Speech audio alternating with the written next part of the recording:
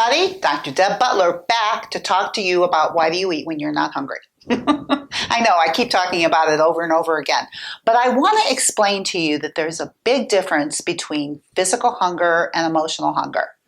Physical hunger is an actual feeling inside of your body that tells you when it's time to eat and when it's time to stop.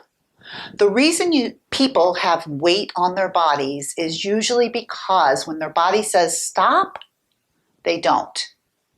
When you don't stop eating when you're full and you keep eating, that is called emotional hunger.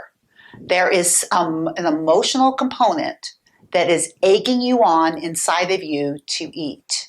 And there is a way to look at this, and I call it the emotional hunger scale. So I have a physical hunger that goes from a -10 to a +10. And what I do is try to teach you how to eat at a -2, which is a whisper of hunger, and a +2, which is just a whisper of fullness.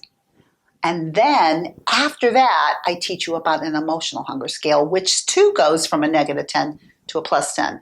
-10 is the strongest negative emotion you can imagine, and +10 is a very great positive emotion.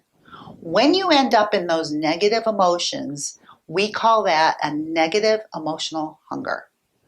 Now, if your physical hunger is saying, I'm full, I'm at a +2, and you still want to eat, that means you're dealing with this negative emotional hunger, which could be something as simple as you're annoyed with somebody. You're feeling this negative emotion, your body says stop, and that annoyance is what we call a hole. And that hole needs to be filled. That's emotional hunger. That's as simple as I can put it. Negative emotional hunger is like a hole that needs to be filled, but it's not physical hunger. You want to learn more?